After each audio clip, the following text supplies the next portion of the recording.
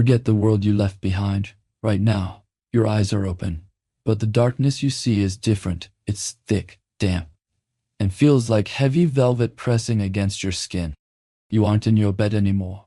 You are lying in the belly of a wooden leviathan, a 100-gun warship lost in the year 1805.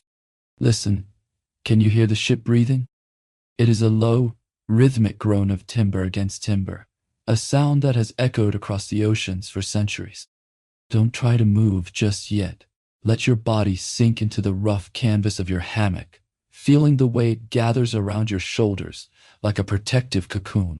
Above you, 60 feet of solid English oak stand between your breath and the cold, distant stars.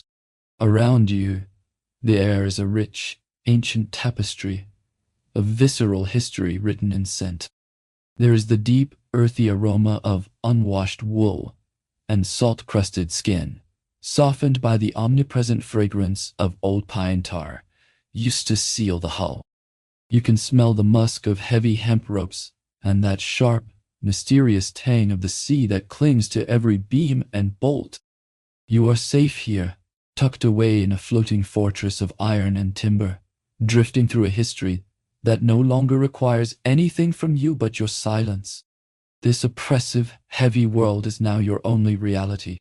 You have slipped through the cracks of time to wake up in the most supreme fighting force the world has ever seen, the Royal Navy of Lord Nelson.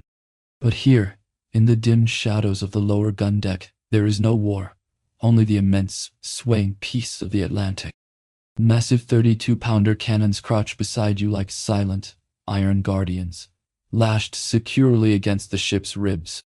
They are cold to the touch, yet they provide a strange sense of stability to this wooden universe. You are a passenger in a masterpiece of human engineering, a cog in a world governed by the tides and the wind. Feel the gentle, rhythmic swaying of the hull as it cradles your hammock. The ship is moving through a long, easy swell, and the motion is not a struggle, but a surrender. It is as if a giant wooden mother is rocking you in the deep, her massive oak frame flexing and sighing with every rise and fall of the ocean's chest. The creak of the hull is a slow, melodic song, a deep timbered vibration that travels from the keel, through the beams, and directly into your spine. You are being carried by 1,100 tons of history, rising and falling in perfect synchronization with the heart of the world. In this sanctuary of shadow, the stresses of the modern land cannot reach you. There are no clocks here, only the strike of the ship's bell and the eternal pulse of the water against the outer planks. The hammock beneath you, though narrow and humble, holds you with an unwavering strength that land-bound beds can never replicate. It absorbs the ship's every tilt, turning the chaos of the sea into a hypnotic, fluid drift. You are learning to trust the wood. You are learning the ancient language of the swaying dark. The heavy silence of the night, shared with 1,000 other souls breathing in unison, feels like a sacred truce with the deep. It is a time for the spirit to gather strength, a quiet preparation before the first light of dawn touches the rigging. You let your muscles go limp, limb by limb, allowing the ship to dictate your every move. You are no longer a stranger to these waters. You are a creature of the oak and the salt, and your heart is finally finding its rhythm within the great ship. But even here, in the absolute heart of the quiet, the heavy silence of the night is about to be broken by the heartbeat of the ship.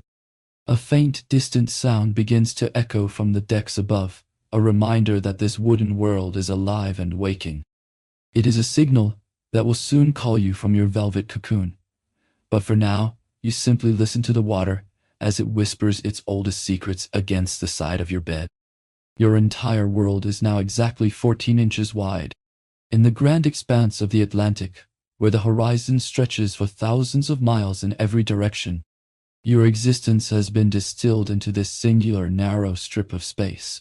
It is a space defined not by walls or doors, but by the gentle, firm tension of canvas and hemp. Here, in the crowded twilight of the lower deck, you are suspended between the massive oak beams above and the cold iron guns below. The world of land, with its wide streets and open fields, has faded into a distant memory, replaced by this intimate, swaying sanctuary. Your hammock is a masterpiece of naval efficiency, a humble yet vital piece of equipment that has survived 1,000 miles of salt and storm. It is not a bed of luxury, but one of absolute utility. Beneath you lies a thin, lumpy mattress stuffed with what feels like sun-dried straw, wrapped in a layer of rough, scratchy wool that has absorbed the humidity of a dozen different latitudes. To a landsman, it might seem unforgiving, but to your tired limbs, it is a miracle of comfort. The canvas itself is stiff and seasoned, smelling of wood smoke, old brine, and the faint, sweet scent of the dry hay within. It does not fight the ship, it moves with it as the hull tilts to the pressure of the wind. Your hammock remains level, absorbing the violence of the ocean and turning it into a slow, rhythmic dance. In this navy, your bed is also your eventual shroud. The very canvas that cradles you through the long watches of the night is the same material that will wrap your body if you are ever consigned to the deep. It is a sobering thought, yet in the quiet of the night, it brings a strange, profound sense of peace. There is no pretense here, no room for the vanities of the shore. You are held by the same fabric that carries the ship's sails, bound to the vessel in life and in the finality of the sea. This canvas is your home, your protection, and your silent witness to the passage of time across the trackless waves. Let the rhythmic creak of the hemp ropes act as a mechanical lullaby, swaying you back into a sense of deep belonging. Listen closely to the sound, the high-pitched sigh of the cords as they stretch against the iron hooks, followed by the deep, resonant groan of the oak hull. It is a symphony of tension and release, a heartbeat that never falters. You can feel the vibration of the water rushing past the hull just a few feet away, a shushing sound like 1,000 silk ribbons being torn at once. The ship is alive, and you are tucked safely within its ribs, moving in perfect harmony with the pulse of the tide. Every muscle in your body begins to slacken, surrendering its weight to the unwavering support of the hempen lines. You are part of a floating community of hundreds, all suspended in this same swaying darkness, all breathing in unison. The air down here is thick and still, warmed by the collective heat of 1,000 sleeping men, creating a microclimate of human presence in the heart of the cold Atlantic. There is a comfort in this proximity, a silent assurance that you are not alone in the wilderness. The darkness is not empty. It is full of the soft sounds of rest, the rustle of a blanket, the distant murmur of a dream, the steady thrum of the ship's rig. You are a tiny part of a grand, wooden machine, and for this moment, your only duty is to exist within this cocoon of canvas. The swaying becomes more pronounced now as the ship meets a larger swell, but you do not tense. You move with the oak, your center of gravity anchored by the very ropes that hold you aloft. You are learning to trust the ship's strength, to let go of the need to stand on solid ground. Here, in the 14 inches of your world, you are invincible. The storms may howl above, and the currents may pull below, but within this cocoon, you are at rest. The world is reduced to the breath in your lungs and the slow, hypnotic tilt of the deck. Before you can drift too deep into the velvet silence of a dreamless sleep, the heavy atmosphere of the lower deck begins to shift. A subtle change in the vibration of the ship tells you that the night is reaching its end. The morning whistle demands your presence on deck, pulling the threads of your sanctuary apart and calling you back to the world of light and labor. A piercing whistle cuts through the heavy darkness of the lower deck, but it is not a sound of alarm. It is a familiar, grounding trill the boatswains call a sharp, musical signal that tells every man the world is still in its proper order.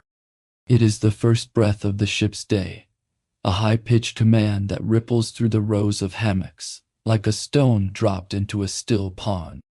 Even as your eyes struggle to adjust to the dim, flickering amber of the lanterns, there is a comfort in the sound.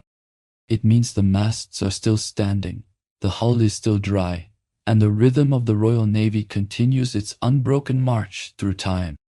The all-hands-up shout follows the whistle, marking the start of a machine-like routine where every man, from the youngest ship's boy to the most scarred veteran, has a designated, unchangeable place. There is no chaos in this awakening, only a choreographed transition from rest to action. You roll out of your hammock, your feet finding the cool, damp wood of the deck with instinctive precision. Around you, hundreds of men are doing the same, stowing mattresses, lashing canvas, and moving with a silent, practiced efficiency. In this world, the routine is the only thing that stands between the crew and the infinite unpredictability of the ocean. Here, safety comes from the precision of the collective. As long as the routine holds, the ship survives. Every knot tied, every deck scrubbed, and every rope coiled is a brick in the wall of your survival.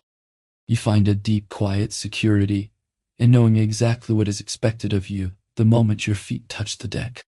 There is no need for internal struggle or difficult choices.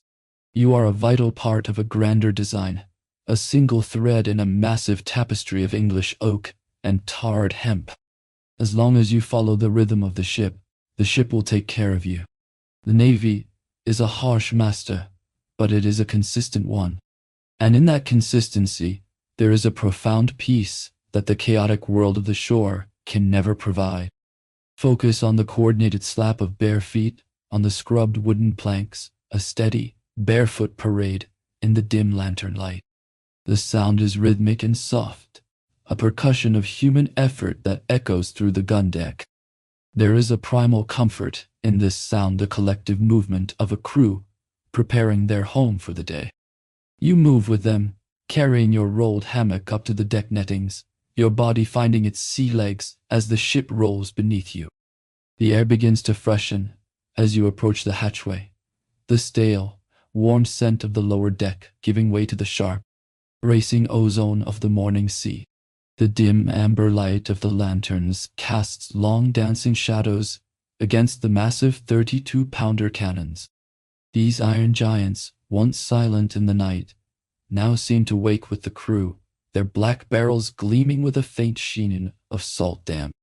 You pass them with a nod of recognition, these silent guardians that define your life at sea. The routine of the morning is a shield. It pushes back the fear of the unknown and replaces it with the simple, tactile reality of labor. You reach the upper deck just as the first hint of gray light begins to bleed into the eastern horizon, revealing a world of towering masts and complex rigging that stretches toward the fading stars. There is a strange, meditative quality to these early hours. The ship is a bustle of activity, yet it feels quiet, almost sacred. The officers on the quarterdeck watch over the crew with a detached, watchful eye, their presence a reminder of the rigid hierarchy that keeps this wooden universe from collapsing into the waves.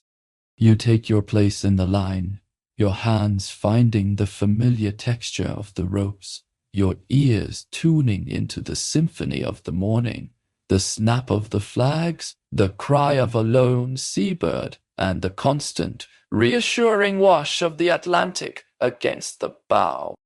As you work, stowing your bed, and preparing for the first watch, you find your mind wandering back to the shore you left behind. You wonder, as you stow your canvas bed, how you even came to be here among these ghosts of the coast. Was it the promise of adventure, the flight from poverty, or the sudden, violent grip of a press gang that brought you to this deck? None, unworn. It no longer matters. The shore is a ghost, and the ship is the only reality that remains.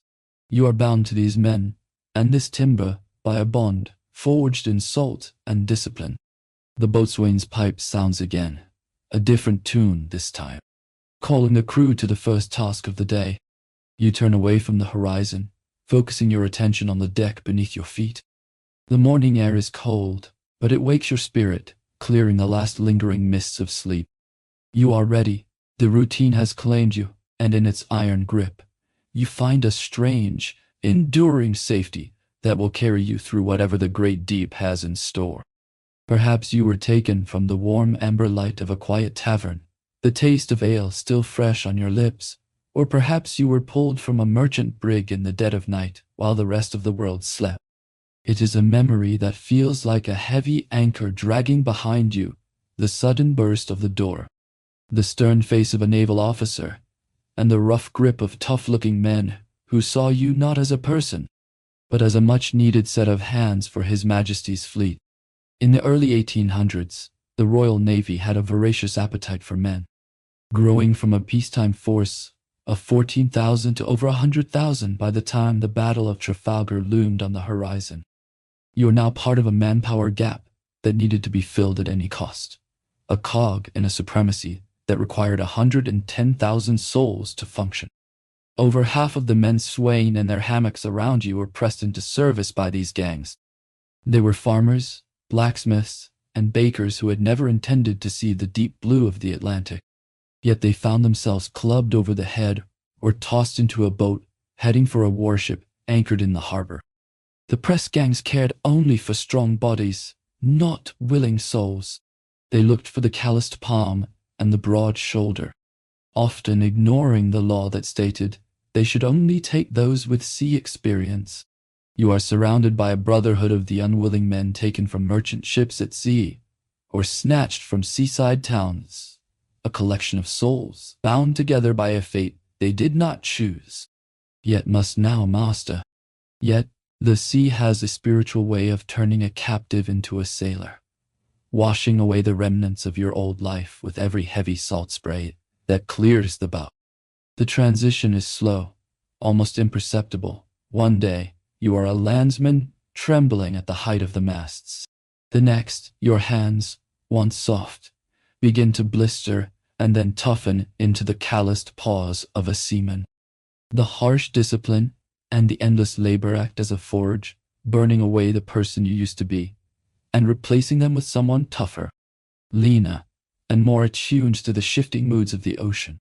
The ship becomes your universe, and the men beside you become the only family that truly understands the weight of the horizon. The past is a distant, blurry shore now, a ghost of a life that feels more like a dream than a reality. The only thing that truly matters is the horizon ahead and the massive vessel that carries you toward it. Let the memory of the land fade like the white wake disappearing behind the stern. There is a strange, quiet comfort in this surrender, a release from the burdens and choices of the shore. You are learning the ropes, or dying trying, finding your place in a floating society that demands everything but offers a singular, focused purpose in return. As you stand on the deck, the cool morning air clears the last lingering shadows of your old life. The vastness of the ocean does not feel like a prison, but a sanctuary of motion. You are no longer a farmer or a baker. You are a sailor of the Royal Navy, a guardian of the wooden walls.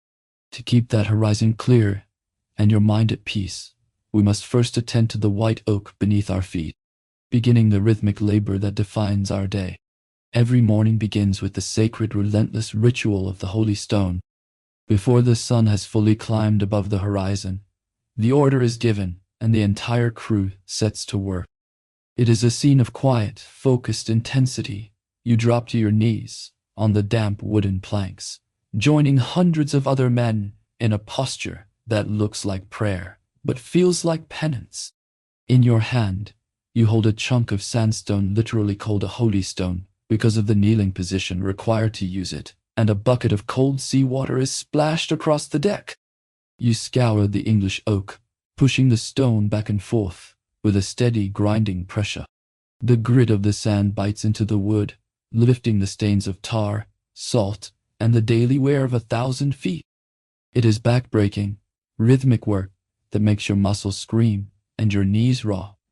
But there is a profound zen to be found in the repetition. On your hands and knees, you move in a slow line across the deck, the salt water burning any small cuts on your fingers, yet the shared purpose of the crew creates a silent bond. Even Napoleon, as a prisoner, marveled at how spotlessly clean these British ships were kept. This is the Navy's way of keeping rot and disease at bay. In these tightly packed wooden worlds, cleanliness is not about vanity. It is about survival. By scouring the decks daily, the The sailors remove the dampness and filth that invite sickness, ensuring that the crew remains strong enough to work the heavy sails and fight the coming battle. As you scrub, you watch the grain of the wood emerge, turning from a dull, salt-stained gray to a gleaming, bone-white finish that catches the first rays of the morning sun. Listen to the shush-shush of 100 stones moving in unison, creating a meditative, white noise chant that echoes across the wood. It is a hollow, rhythmic sound, punctuated only by the occasional splash of a bucket or a low, grunted word of direction. The ship itself seems to sigh under the friction, the vibration of the stones traveling through your arms and into your chest. This sound is the heartbeat of the morning, a collective pulse that drowns out the worries of the mind. Let the repetition of the motion lull you into a state of focused calm, where the only thing that exists is the stone, the wood. There is a strange satisfaction in seeing the deck gleam, a pride in the spotlessness of your floating home. The work is hard, but it is honest, and it structures the chaos of the sea into a predictable, manageable task. By the time the ritual is finished, your back aches and your hands are cold, but the ship has been transformed into a pristine instrument of war and life. You stand up, stretching your cramped limbs as the sun finally breaks free of the horizon, painting the bone-white decks in shades of gold. The air is blessedly fresh now, cleared of the stale exhalations of the lower decks. You look at the work you have done, feeling a sense of completion that only physical labor can provide.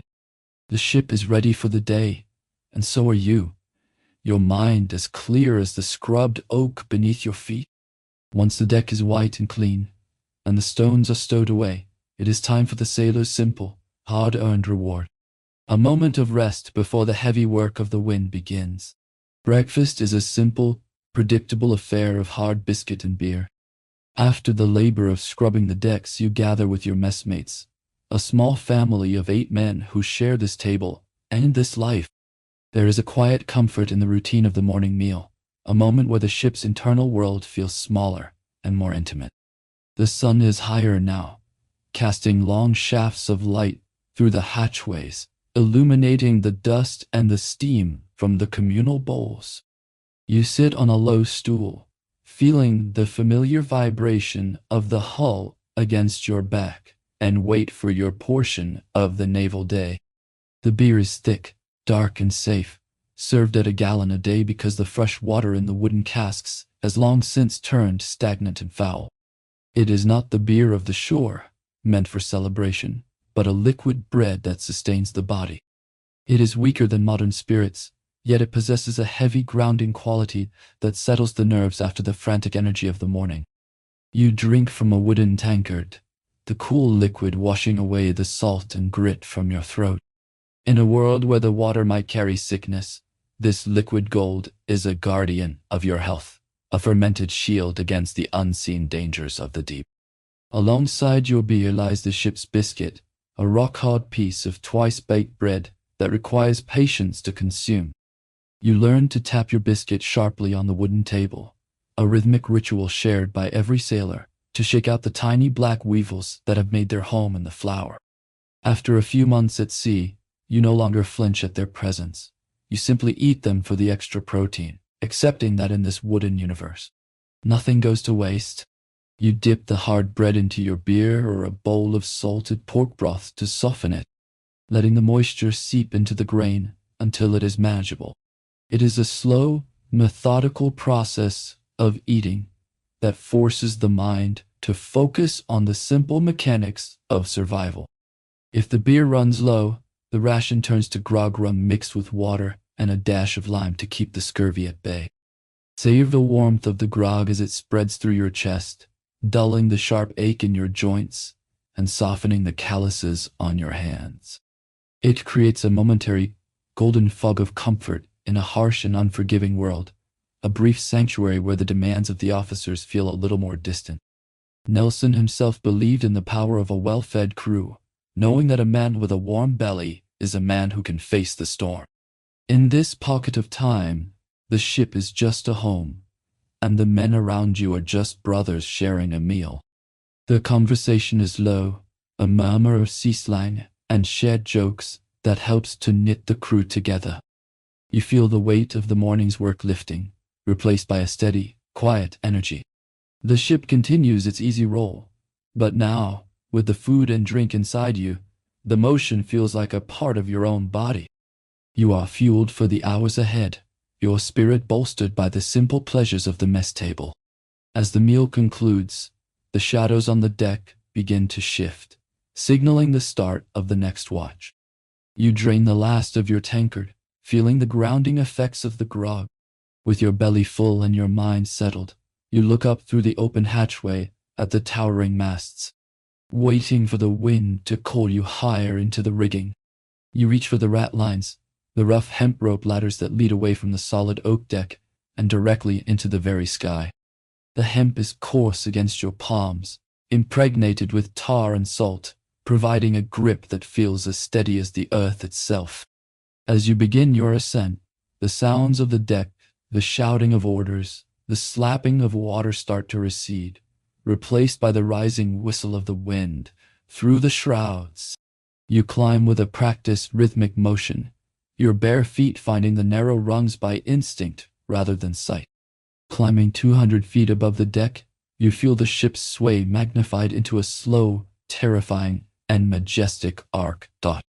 What felt like a gentle tilt below becomes a dramatic sweep up here, the masthead carving great circles against the clouds.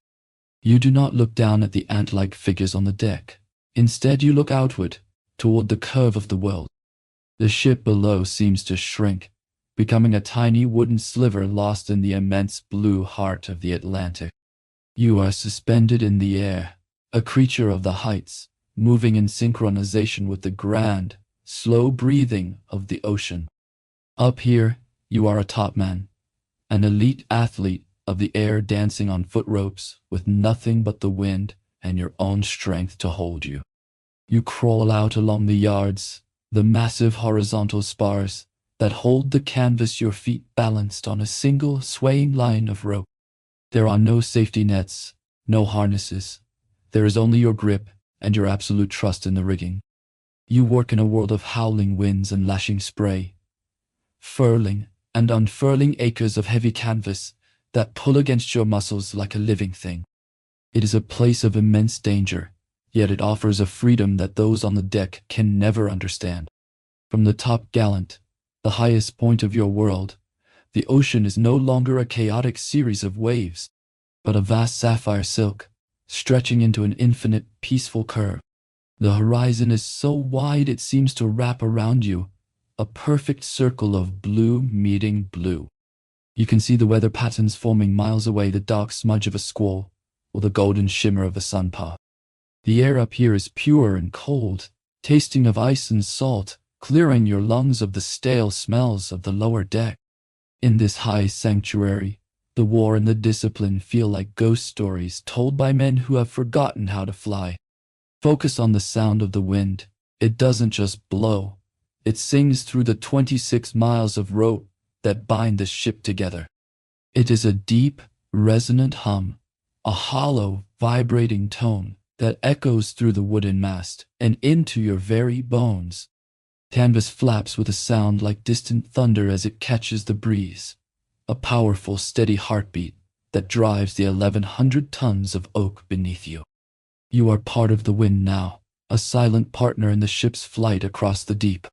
Let the scale of the view and the purity of the air wash away the smallness of human worry. You hang there for a moment, the yardarm swaying beneath you, watching the white foam of the bow wave as it curls away into the deep. The motion is hypnotic, a slow-motion pendulum that lulls the senses, even in the face of the abyss. You are anchored to the sky by hemp and hope, a guardian of the sails. The ship is your body, the masts are your limbs, and the wind is your breath. But the work of the topman is never finished, and the deck eventually calls its children back to the earth. You begin your descent, the air growing warmer and thicker as you drop toward the scrub planks.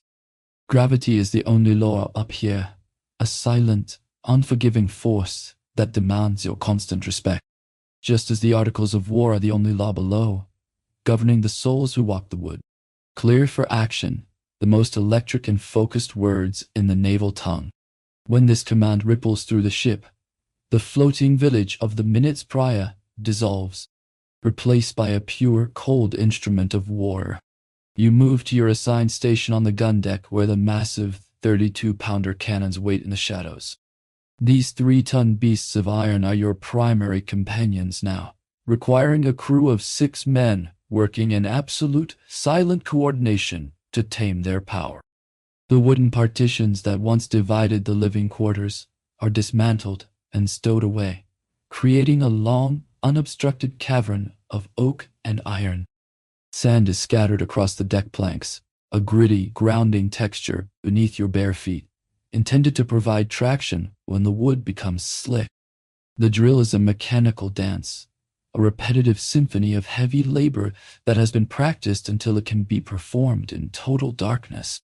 First, the powder monkey, a young boy often no older than 10 dashes from the magazines deep in the hull, carrying the flannel cartridges of gunpowder. You take your position at the tackle, your muscles already anticipating the weight. The gun captain punctures the cartridge through the touch hole, his movements precise and unhurried. Then, the heavy iron ball is rammed home, followed by the wadding, the wooden rammer sliding against the smooth bore with a hollow, rhythmic thud. Every motion is synchronized with the breathing of your crew, a collective effort that turns 6 individuals into a single, lunging machine. Focus on the heavy, metallic clink of the block and tackle as the gun is run out through the port. The wheels of the carriage groan against the deck, a deep, resonant sound that vibrates through your bones. You feel the immense tension of the breeching ropes, the thick hempen lines that will soon restrain the violent recoil of the blast. There is a strange meditative calm in this preparation. The world outside the gun port, the vast ocean, and the potential enemy disappears, replaced entirely by the tactile reality of the iron, the rope, and the smell of the tallow used to grease the wheels. You are not thinking of battle. You are thinking only of the next step in the sequence, the next pull of the line. The air on the gun deck grows thick with the scent of anticipation and the dusty aroma of the gunpowder. Even in a drill, the atmosphere is heavy, a focused quiet where the only sounds are the rhythmic breathing of the men and the distant wash of the waves against the hull. You learn to trust the man to your left and the man to your right, knowing that your survival depends on the steady mechanical precision of their hands. This is the heartbeat of the Royal Navy, not the grand maneuvers of the fleet, but the tireless, repetitive excellence of the gun crew. The iron beast is run out, its black muzzle staring out at the horizon, and for a moment the world holds its breath. As the exercise concludes, the heavy iron guns are hauled back and secured once more. The tension drains slowly from your muscles, replaced by a leaden, satisfying fatigue. You help to coil the ropes and clear away the unused wadding, the ship slowly transitioning back from a weapon into a home. The sunlight, which had been obscured by the activity on deck, begins to soften as the afternoon wanes. The heavy iron of the cannons remains warm to the touch, a lingering reminder of the power you have just rehearsed. The guns fall silent as the heat of the day begins to dip into the waves, leaving the deck in a state of pristine, orderly peace. The sky turns into a watercolor wash of violet, burnt orange, and soft, dusty pink as the sun begins its slow descent toward the curved horizon. Your watch has finally ended, and the frantic energy of the gun drills is replaced by the deep, cooling stillness of the evening air. You lean against the heavy oak rail of the forecastle, feeling the salt spray settle like a fine mist on your weathered skin. The Mediterranean stretches out in every direction, an endless expanse of liquid gold, reflecting the dying light of the day. For a moment, the hardships of the naval life, the lash, the hard biscuit, and the cramped decks fade away, eclipsed by the sheer silent majesty of the open sea. The water around the hull changes from a vibrant sapphire to a deep bruised purple as the shadows of the masts lengthen across the waves. You watch the dolphins as they dance in the phosphorescent wake of the bow, their sleek bodies carving silver lines through the darkening water. The motion of the ship is incredibly gentle now, a long, easy roll that feels like the slow respiration of the earth itself. In this moment, the ship is not a weapon of war or a place of discipline. It is a sanctuary of beauty, navigating a vast, blue wilderness. The world of land, with its noise and its crowds, feels like a ghost story from another lifetime. The air is blessedly cool, tasting of salt and the distant fragrance of unknown shores. You breathe deeply, letting the ozone clear your lungs of the smoky residue of the gun deck.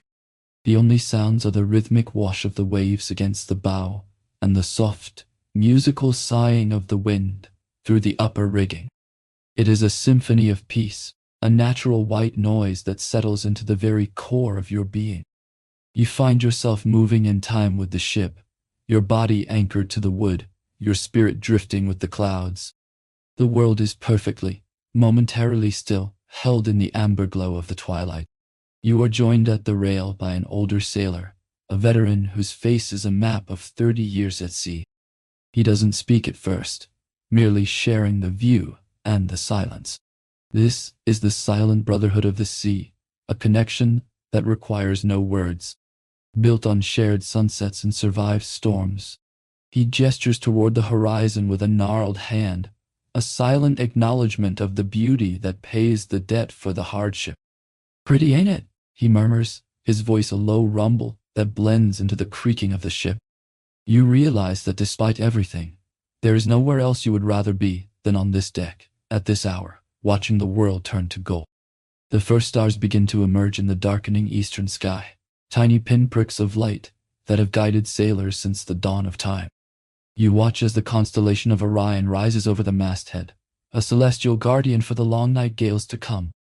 The ship settles into its night routine, lanterns being lit with a dim amber glow that reflects off the polished brass of the binnacle.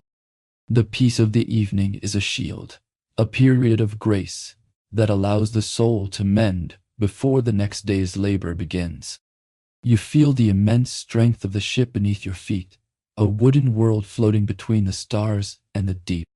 But even in this profound peace, the reality of the service remains. A name is whispered among the crew, carried on the breeze with more reverence than that of the king himself. It is a name that represents both the glory and the burden of the fleet, a reminder of why you are here in these distant waters. As the last sliver of the sun disappears, leaving the world in a state of velvet blue, you prepare your mind for the stories of the man who commands your destiny. The twilight fades, and the darkness of the night watch approaches, carrying with it the legend of the admiral, clear for action, the most electric and focused words in the naval tongue. When this command ripples through the ship, the floating village of the minutes prior dissolves, replaced by a pure, cold instrument of war. You move to your assigned station on the gun deck, where the massive 32-pounder cannons wait in the shadows.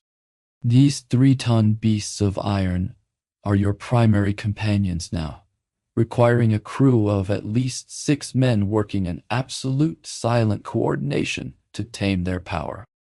The wooden partitions that once divided the living quarters are dismantled and stowed away, creating a long, unobstructed cavern of oak and iron.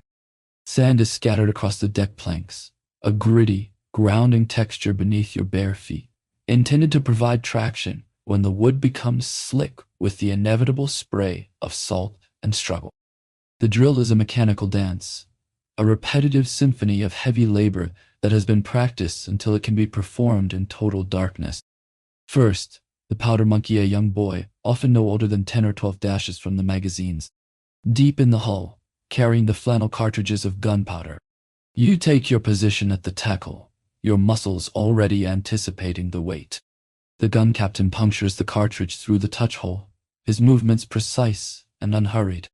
Then, the heavy iron ball is rammed home, followed by the wadding, the wooden rammer sliding against the smooth bore with a hollow rhythmic thud. Every motion is synchronized with the breathing of your crew. A collective effort that turns 6 individuals into a single, lunging machine. Sponge, load, ram, prime, fire repeated until the muscle memory takes over and the mind can drift into the mechanical rhythm of the task. Focus on the heavy metallic clink of the block and tackle as the gun is run out through the port. The wheels of the carriage groan against the deck, a deep, resonant sound that vibrates through your bones. You feel the immense tension of the breeching ropes, the thick hempen lines that will soon restrain the violent recoil of the blast. There is a strange meditative calm in this preparation. The world outside the gun port, the vast ocean, and the potential enemy disappears, replaced entirely by the tactile reality of the iron, the rope, and the smell of the tallow used to grease the wheels. You are not thinking of battle. You are thinking only of the next step in the sequence, the steady, synchronized breathing of your gunmates as you work in unison. The air on the gun deck grows thick with the scent of anticipation and the dusty aroma of the gunpowder. Even in a drill, the atmosphere is heavy, a focused quiet where the only sounds are the rhythmic breathing of the men and the distant wash of the waves against the hull. You learn to trust the man to your left and the man to your right, knowing that your survival depends on the steady, mechanical precision of their hands.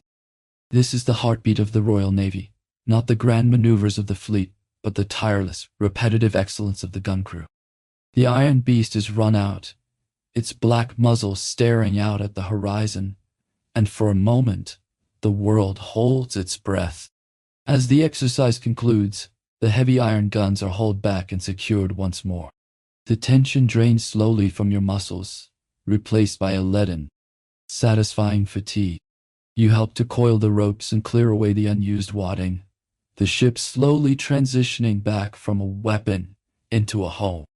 The sunlight, which had been obscured by the activity on deck, begins to soften as the afternoon wanes. The heavy iron of the cannons remains warm to the touch, a lingering reminder of the power you have just rehearsed. The guns fall silent as the heat of the day begins to dip into the waves, leaving the deck in a state of pristine, orderly peace. The sky turns into a watercolor wash of violet, burnt orange, and soft, dusty pink as the sun begins its slow descent toward the curved horizon. Your watch has finally ended, and the frantic energy of the gun drills is replaced by the deep, cooling stillness of the evening air. You lean against the heavy oak rail of the forecastle, feeling the salt spray settle like a fine mist on your weathered skin.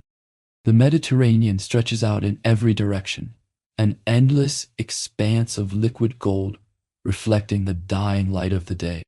For a moment, the hardships of the naval life, the lash, the hard biscuit, and the cramped decks fade away, eclipsed by the sheer silent majesty of the open sea.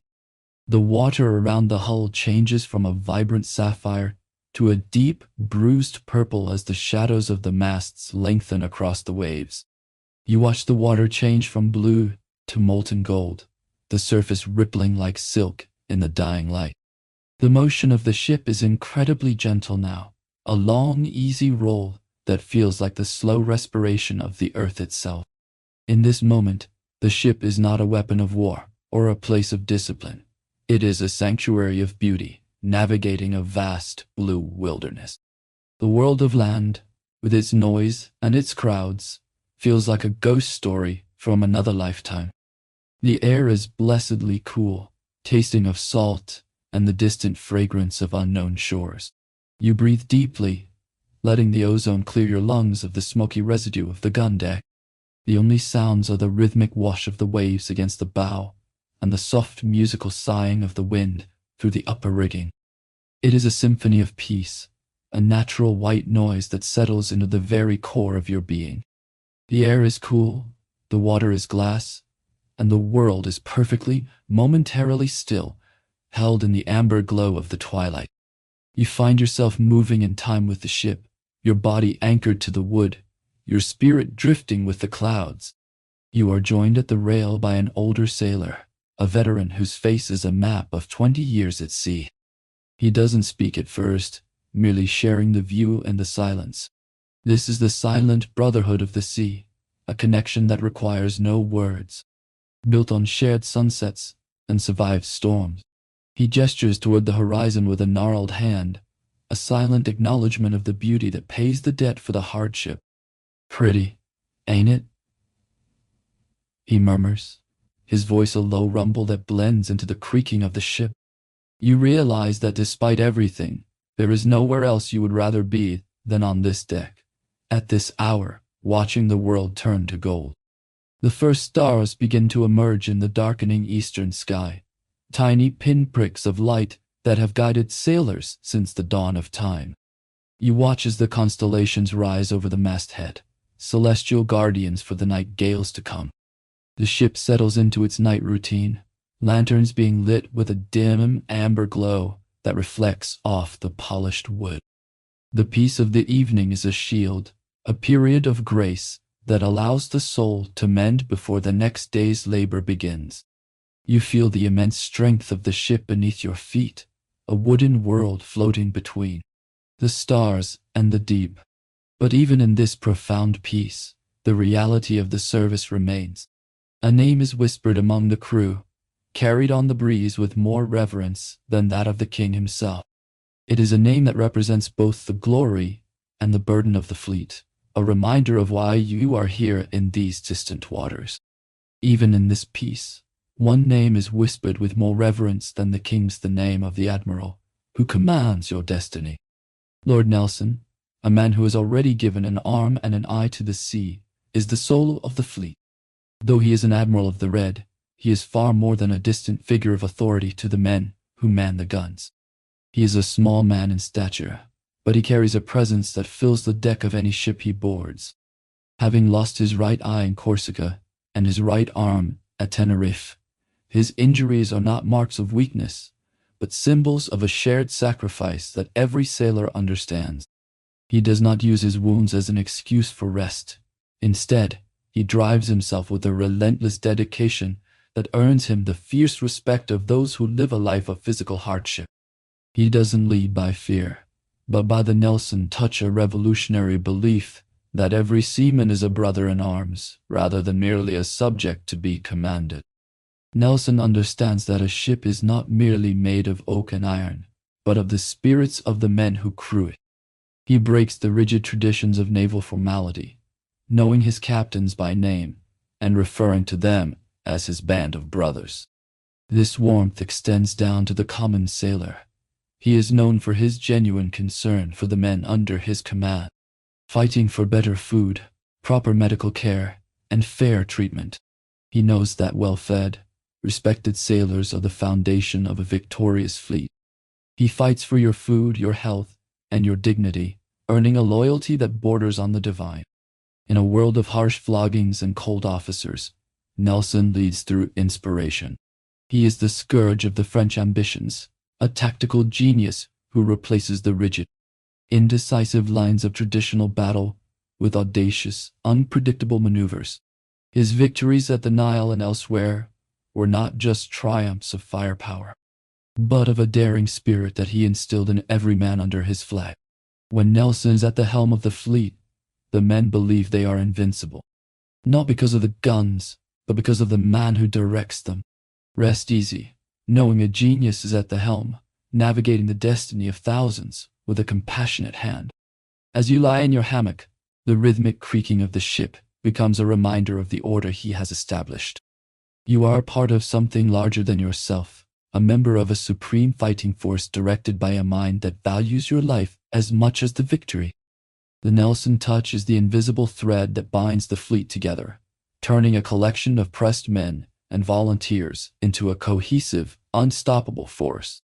You can surrender to sleep because the admiral is awake, watching over the wooden walls of England. But the peace of the Mediterranean evening is only a temporary respite. The fleet is gathering, and the cat and mouse pursuit across the oceans is drawing to a close.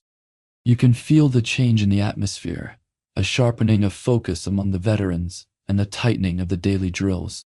The stories of the admiral's past glories serve as a prelude to the challenge that lies ahead. Fate is waiting off the sun-drenched coast of Cape Trafalgar, And the great battle that will define the age is appearing on the horizon. The legend is about to meet its ultimate test, and you are part of the history he is about to write. October 21st, 1805. The morning breaks clear and bright, but the air is heavy with a silent, crystalline expectation. The sea is calm, barely a ripple on the surface, yet the atmosphere within the fleet is charged with a quiet intensity that reaches into every corner of the ship. You stand at your station, watching the distant, ragged line of 33 French and Spanish vessels as they emerge from the morning mist off Cape Trafalgar. There is no shouting now, no frantic movement. There is only the slow, deliberate preparation of men who know they are about to touch the very face of history. The sun catches the gold braid on the officers' coats and the dark iron of the guns, casting long, peaceful shadows across the scrubbed oak decks. England expects that every man will do his duty. The famous signal flags flutter like colorful wings against the brilliant blue sky. Hoisted high on the masts of HMS Victory, the message ripples through the fleet, carried from ship to ship, reaching the ears of every sailor on the gun decks. It is not a command of fear, but an appeal to your personal honor and the collective soul of the Navy. You feel a surge of quiet pride, a tightening of the bond between you and the hundreds of men standing in the shadows of the timber. Every man knows his place, every boy knows his task, and as the two British columns begin their slow, steady approach, a profound, prayerful silence falls over the wooden world.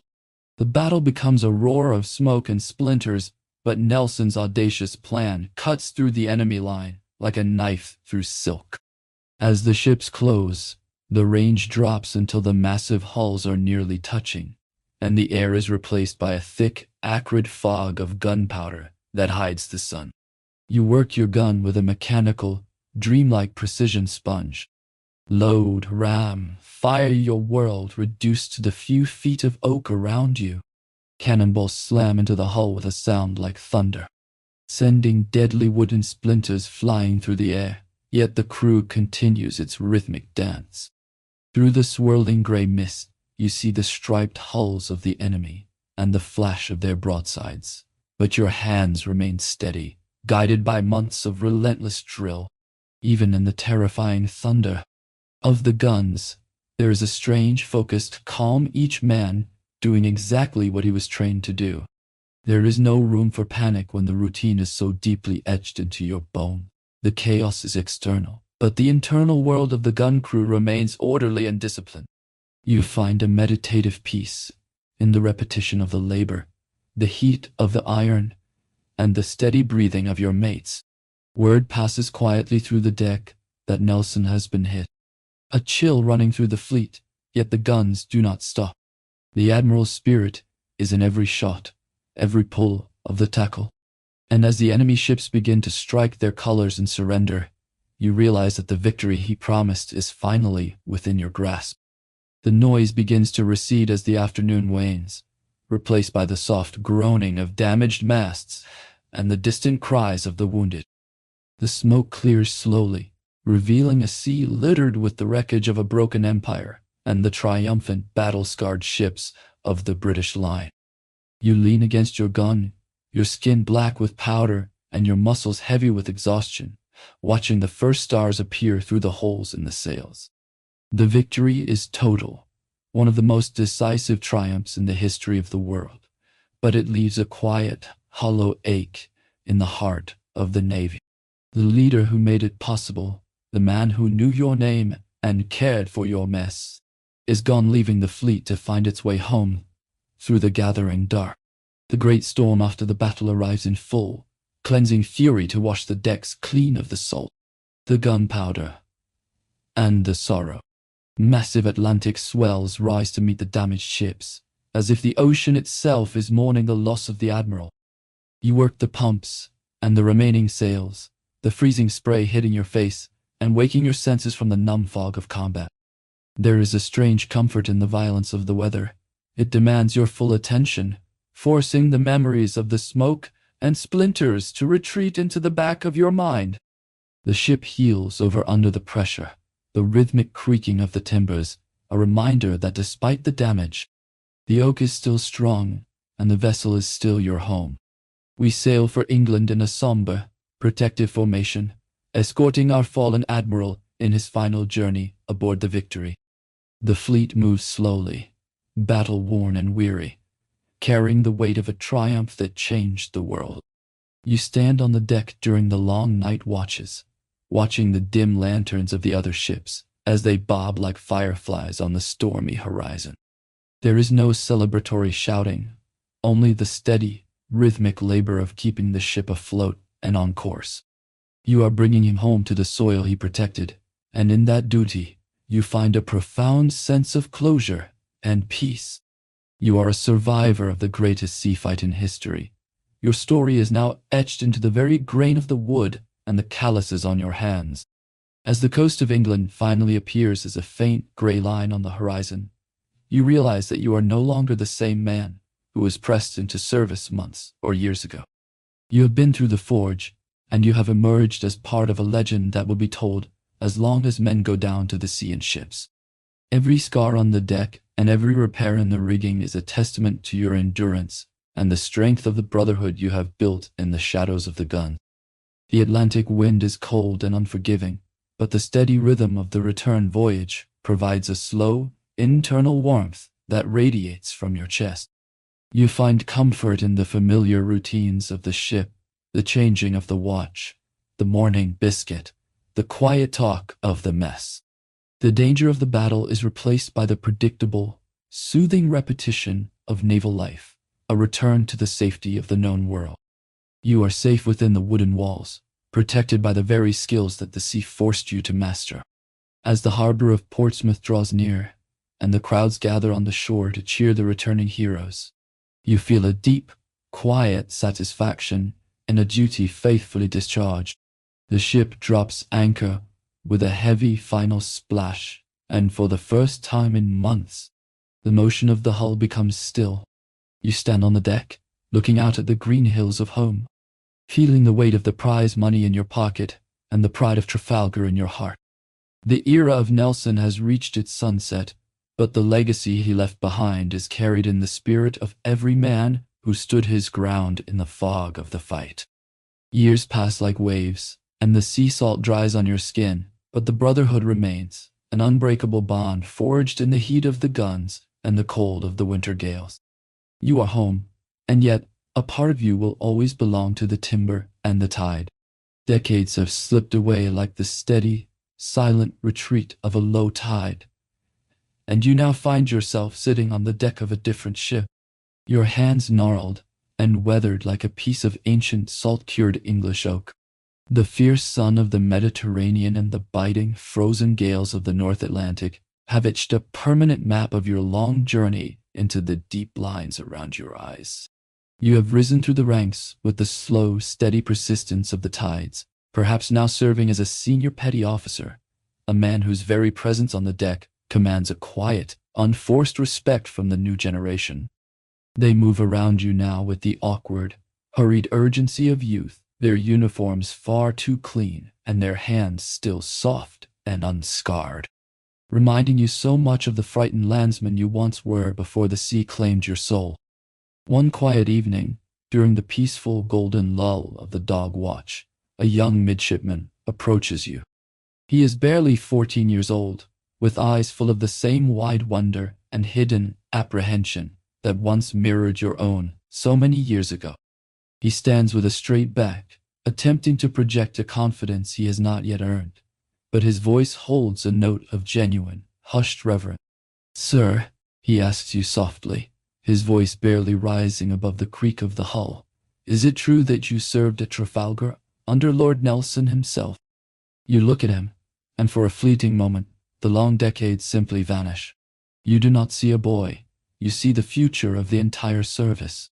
A vessel waiting to be filled with the sacred traditions you helped to forge in the fire and the salt. You smile slightly. The movement of your weathered face is slow and deliberate as the ship's own heavy roll. Trafalgar has passed from a vivid living memory into a mythic legend during your long lifetime, studied in quiet naval academies, and sung about in crowded taverns. I did, you answer him simply, and the boy's eyes widen as if he is suddenly looking at a walking, breathing piece of naval history. You find yourself telling him not of the grand, complex maneuvers of the two attack columns, or the vast political consequences of the victory, but of the small, deeply human details that the history books always seem to forget. You describe to him the way the gun deck smelled after 4 hours of relentless, exhausting fight, the thick, heavy curtain of cordite smoke, the sharp copper tang of blood, and the earthy, primal musk of sweat and absolute determination. You tell him about the strange crystalline silence that fell between the thunderous broadsides, a moment so quiet you could hear the frantic beating of your own heart and the low, agonizing sighing of the damaged timber. Most of all, you tell him about the men, the ordinary bakers, farmers, and blacksmiths, who performed truly extraordinary acts of courage, not for glory or rank, but because their brothers in the mess needed them more than they feared the dark. You tell him how the Admiral's famous signal made every single man feel as if the very eyes of the world were resting upon his singular humble station. Your stories are a bridge, carrying the hard-won, silent peace of the old Navy into the eager hearts of these new sailors. You see him listening with a focused, quiet intensity, absorbing the timeless values of initiative and duty that Nelson once embodied. You realize now that this is your true prize money, not the gold in your sea chest, but the unbroken continuity of the spirit. As the twilight deepens into a true velvet night, the boy thanks you with genuine gratitude and snaps a crisp, respectful salute before disappearing into the dancing shadows of the mast. You are left alone with the familiar stars, feeling the immense weight of your years not as a burden, but as a rich, layered history. Your watch is finally, truly over, and the legacy you carry is safe in the hands of those who follow. Close your eyes now and feel the heavy protective darkness of 1805 return, but this time it is soft, warm, and profoundly welcoming. The sounds of the HMS Victory and the bustling, frantic world of the fleet begin to fade into a distant, hazy memory. The shouting of the boatswain, the metallic, rhythmic clink of the gun tackle, and the steady, whispering shush-shush of the holy stones have all dissolved into a single, peaceful vibration. You are no longer required to stand the middle watch or climb the freezing rigging in the dark. The horizon is clear, the enemy has long since faded, and the great ocean is finally at rest. The gentle, hypnotic rocking of the ship, which once challenged your balance, now cradles you like a child in a great wooden cradle. Each subtle, fluid movement of the hull carries you further away from the land of worry and deeper into the quiet, boundless sanctuary of the sea. You can feel every muscle in your body slowly releasing its burden, starting from the tips of your feet, then moving up your legs, your back, and finally melting into your weary shoulders. You are becoming one with the motion, sinking deeper into the soft, familiar embrace of your canvas hammock. The rhythmic creaking of the ship's ancient timbers has become a pure, natural white noise, a steady heartbeat that lulls your tired mind into a state of total, blissful surrender. You have done your duty, and you have done it well. The skills you mastered through fire and the hardships you survived through the gales have earned you this absolute, undisturbed rest. There is a profound, quiet satisfaction in knowing your place in the grand scheme of things. And in this very moment, your place is here, in the heart of the absolute quiet. The stars of the Mediterranean continue their slow, eternal dance, far overhead, guiding the ship through a night that has no end and no beginning.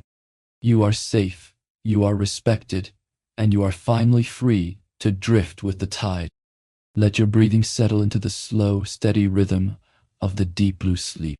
The world of the wooden walls is a beautiful dream now, a tapestry of gold and shadow that wraps around you as you descend into the peaceful darkness. You are part of the eternal brotherhood of the sea, a silent partner to all who have sailed before, and all who will ever sail after. The motion of the ship is your lullaby, a constant, soothing reassurance that you are exactly where you need to be. There's no more noise, no more blinding light, only the vast, rhythmic peace of the deep.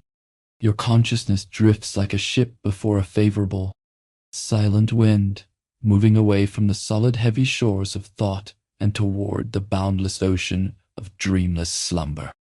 You are sinking deeper now, far past the reach of the winter storms, into a place of utter stillness and ancient warmth. The legacy lives on in the wood, but the sailor is finally at rest. The ship sails on through the velvet night, carrying you and your dreams toward an eternal, golden dawn.